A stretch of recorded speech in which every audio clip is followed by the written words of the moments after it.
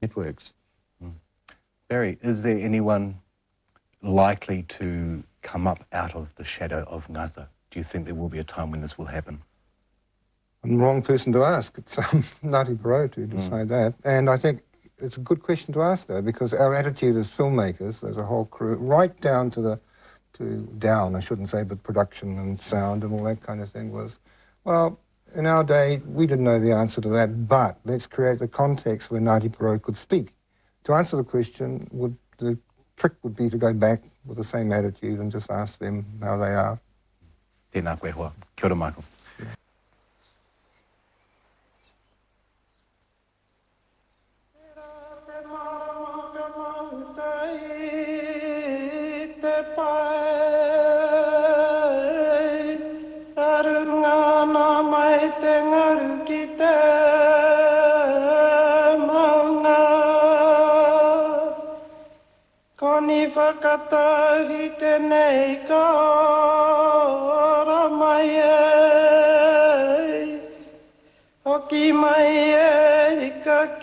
This is Hikurangi on the east coast. The Whānau Apanui and Ngati Porou tribes look to it in the same way that Ngati Awa look to Putawaki. When they refer to it as ko Hikurangi te maunga, a person is saying virtually, I am that mountain. I am the progeny of that mountain. People will just see it as a mountain, just as a lump of earth, but it means much more than that to the people. It has the spiritual value to them, and it provides them with this sense of being, this sense of orientation. When Hikurangi is mentioned, that's me, that's my mountain. An East Coast leader who had great mana in the eyes of Marae and Pākehā was Sir Apirana Ngata, remembered by his people as Api, or Sir A.T. A graduate in law and arts, co-founder of the Young Māori Party, parliamentarian, cabinet minister, and first advocate of Māori Land Incorporation. Sir Apirana was all these things. He died over 20 years ago. His house, known locally as the Bungalow, has not been touched since then. It remains tapu as a monument of the respect in which people held him in his lifetime. When our land came back from the leasehold to the Williams' family in Waipiro Bay, that's my birthplace, Waipiro Bay. We talked to Sid Haig, who worked for Ngata strenuously on the coast and is one of his last contemporaries. Well, we couldn't pay the improvement on the property. Well, that means we were losing the property. We got it back through Sir Apirana Ngata. All what he did, he asked the people, handed back to AB for a period of time. And so we did that. We handed the property back to Williams's for a period of so many years and then paid the improvement. And after that, we got it back. And then we had a problem of farming it. How the devil to stock it up. Well, it was through Sir Apirana Ngata. When he asks for a beef, you'll get it. You don't say no. And that is the difference. That's leadership for you. And that was leadership. And this is the thing we haven't got where your word is fulfilled. If Fire asks for a beef, they say there's no beef. You go to Toko, you find Ngoi there. Her word is law amongst themselves. Then you get some organizer, Hiruharam. They've got their own leader. There's more or less on the Marae and here and there. But to be a leader overall, I doubt if you could make it. Do you notice a difference now on the Marae as compared to... big difference. Big difference. We're having difficulties on the Marae now. They wanted me to attend their Marae gatherings. Didn't matter what it is, whether it's a church or a meeting or a tangi. They feel upset if I don't turn up.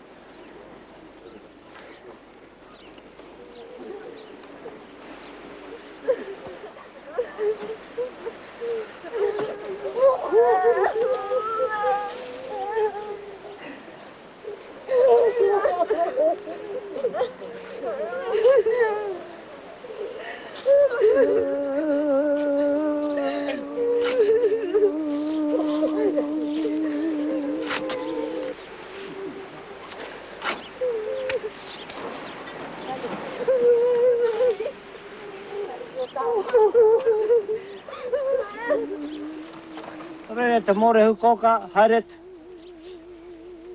ki te kaihanga nana nei ngā mea kato.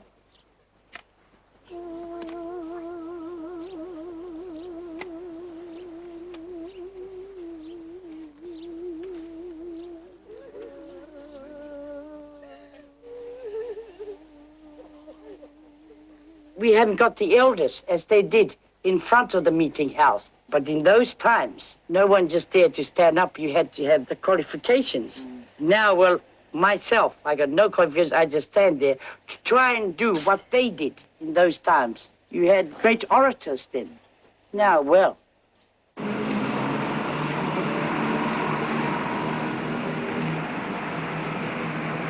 Eruera Sterling is an elder well equipped to offer his people traditional kinds of leadership. But for the past 20 years, he has been living away from his home marae on the coast. Here in Auckland, other Māoris living away from their own tribal areas have valued his presence. It's been the sort of custom with us that you move into a house, you have a house blessing. Well, you know, that type of thing, we'd never think to have it without them. Whenever we go into any strange area, first thing we think of is we must get Papa, Sterling and Nanny and take them with us, because we can never tell just when we do something wrong unintentionally. And if we do, we know we're quite safe because he's there. And, you know, it's the same with the old lady. It's in that Marae proverb, or te kōrero rane he tōtara whakaruru hau. You know, they are the sheltering branches of the great trees, and it's like that. Without them, you know, you're just exposed to the whims of city life, and this is what they actually do. They provide you with a sense of shelter. Apart from guidance in personal and family matters, the old man is often called upon to play public roles as a city kaumatua. It's not always possible to have people who can be here to greet visitors, to be present at the many gatherings that are held here, to give it the presence, the mana that it deserves.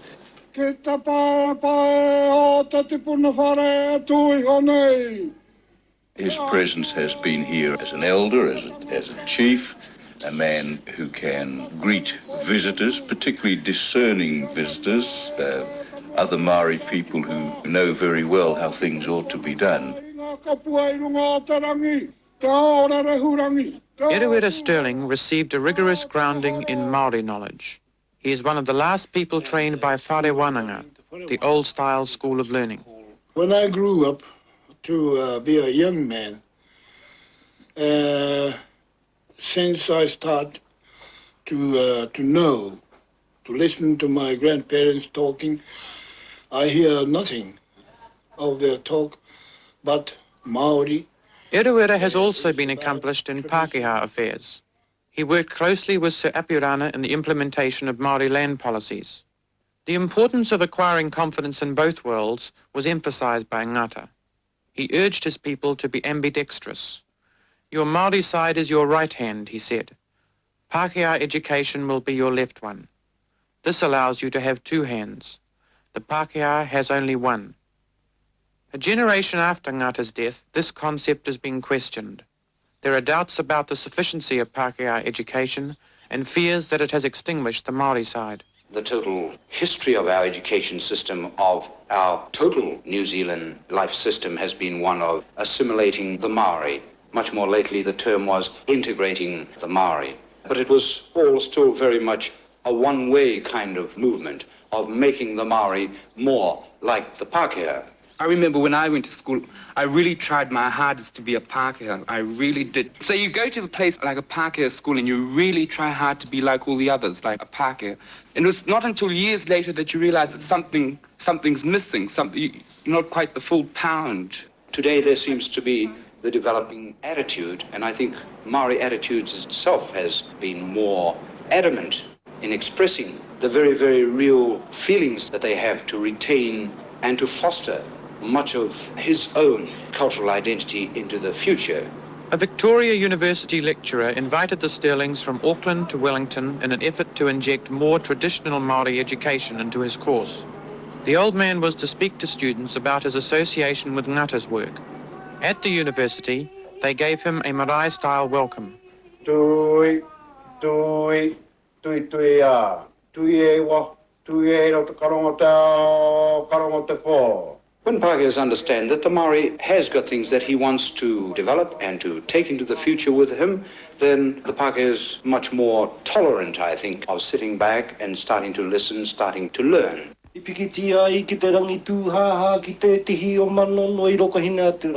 I stand, treading in the footsteps of my ancestors, in the footsteps of my great ancestor, Tāne Nui Arangi, and I pursued them to the highest heaven, to Tihi o Manono, to the presence of Yo Te Matua Kore, the supreme God of heaven and earth. And from him I obtained the 3 baskets of knowledge and returned to earth. And from these 3 baskets, the human race is evolved.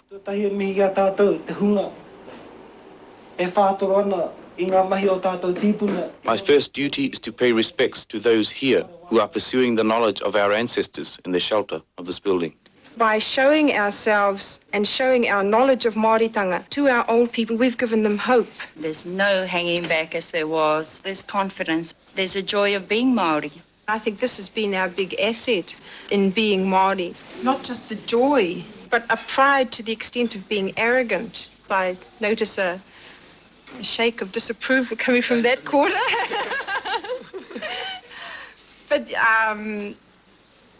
well, I could name about 4 that have developed their pride to such an extent that it's, equatable with arrogance, sort of. And this is what's going to get us through.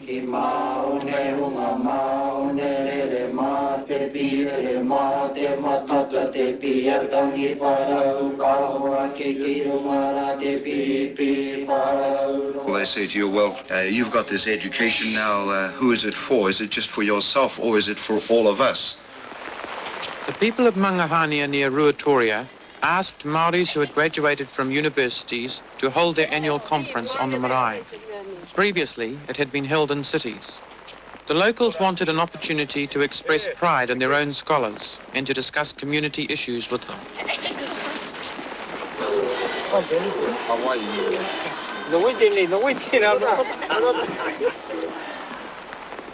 Sir Apirana Ngata, the late Sir Apirana Ngata, moved very freely amongst my people of the north. And one of the things that he said to one of my elders was when one of the descendants of Hone Mohitawhai walked onto the Ngati Porou Marae for the first time, then not only would it be rain, but it would continue raining for some considerable time afterwards. I think of my own parents, for instance, what it would have been if they were alive. It brings a sense of sadness, because you're thinking of those who you were associated with in the past but are no longer here. A sense of pride and joy, so that, on Friday when I was walking up here, there were tears welling up in my eyes. I knew that my ancestors were with me all the way, guiding my footsteps as we walked onto this marae. They're with you, they're guiding you. In fact, one can go as far as saying is they talk to you.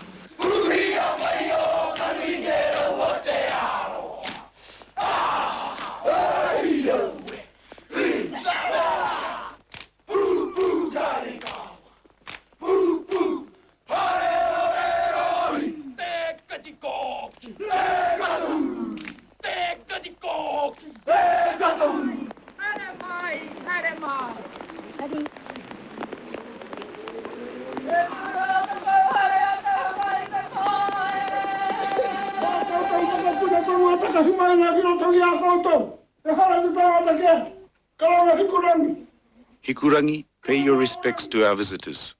And you too, the mountains of Aorangi, Taitai, Wharekia and Whanakau. Also to Puahanui and the Four Tides, pay your respects to our visitors. Old man Api, who lies on the summit of Puputa, you too welcome the visitors. We are all sad because we have come together on one of your marae.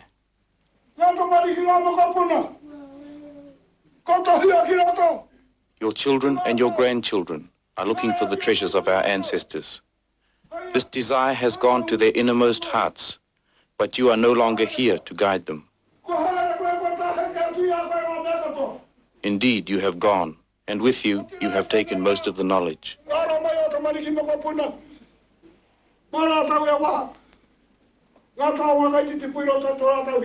But today, your children and grandchildren are trying to hold on to the remnants. So welcome, young people. Welcome, men and women.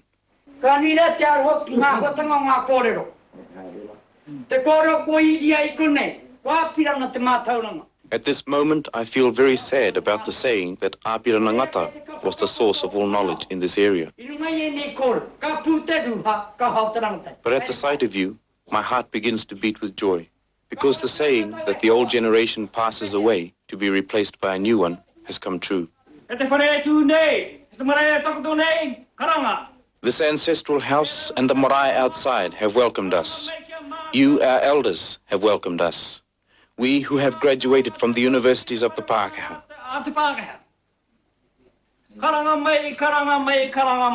I, who am on this marae for the first time, pay my respects to you all.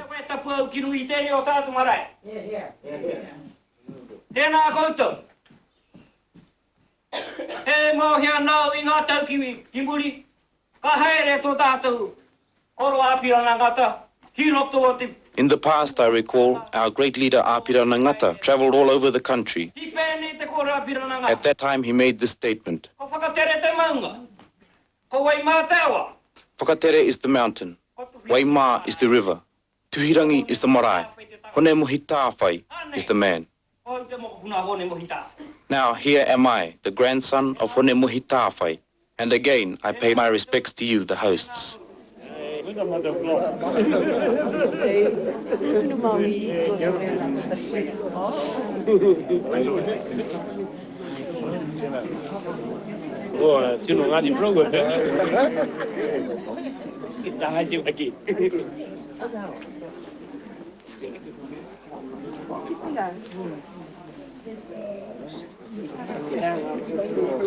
The conference got underway in the nearby college hall.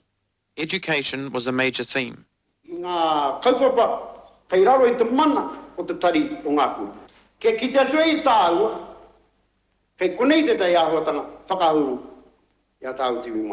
We should look amongst our own people, and the knowledgeable ones still alive should be put to work.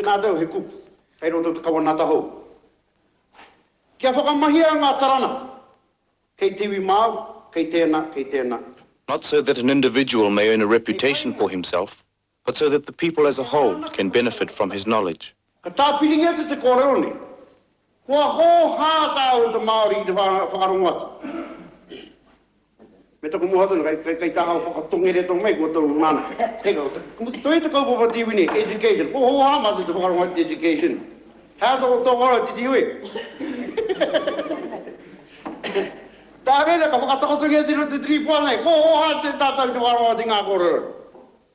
I think that more thought and more planning by Maoris, and I mean Maoris, should be looked at and considered by them, that proposals should come from them to try and make the system work and to try and see it in terms of Maori thought.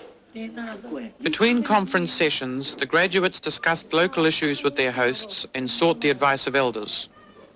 We're so taken up with time where our every moment of waking is guided and governed by the clock. And we really have time to sit down and really listen to other people We listen, but our ears are closed. When one realizes the wisdom that they have, and yet they feel that, in fact, we are giving them something, and all the time I know for myself that they are giving us more than, in fact, we are giving them. Now, I've sat behind the desk as a personnel manager and interviewed these kids for jobs. And I always have to scratch around amongst their school reports to try to find some subject that they've got high enough marks in to warrant the firm taking them on and training them for a job. So we looked through. English, 19. Maths, didn't do it. Trade drawing, 47. Oh, trade drawing. Now, how can we fit trade drawing? Make him a carpenter. It's a scratch around to find enough qualifications on paper for them to get them into a job. The teachers that are being trained at the Secondary Teachers College in Auckland, the Auckland environment itself could absorb those very few without those people having to walk outside of Auckland to get a job. So in terms of the teachers training colleges meeting the needs that are being reflected in the community, it just clearly is not fulfilling that need. But this is what the Pākehā said to me. Maori, teach your child that stomach is stomach and not pupu. So in good faith, I forgot pupu and taught my child's stomach. And now years later, I find I made a mistake. You'll be aware that there are about 7,000 Māori school leavers every year. And we know that 80% or more are educational dropouts. And it's been the Pākehā system that we've been educated under. Somehow it's failed us. Perhaps we have too much faith in these Pākehā. Ownership of the mountain has passed out of tribal hands. Most don't seem to be aware of this. As long as it is visible, they believe, it remains a symbol of the people. But some say the tribe has been dispossessed, its mana diminished. When we lost the leadership of Ngati, that's when the whole structure that he formed in the olden days seemed to disintegrate. They haven't got the surrounding as AT did. It was a natural thing to do, to remain around the Marae, to plant the kumas, to go eeling, to go fishing, to kill food. We are going to do what they did. We'll be starving, but we will do it in our sort of fashion and still call it the Maori tongue. But it's a new Maori tongue. Before he died, Sir Apirana Ngata left this message for his young people. Grow to maturity, young plants, and fulfill the needs of your generation. Your hand shall master the craft of the Pākehā for your material well-being, but your heart will carry the treasures of your ancestors. Let this be the emblem of your identity. We've been waiting ever since your tipuna, Sir Apirana, died. We've been waiting for one of your young people to step into his footstep and lead us. I've been onto them several times. And this has not happened yet? No, it hasn't happened yet.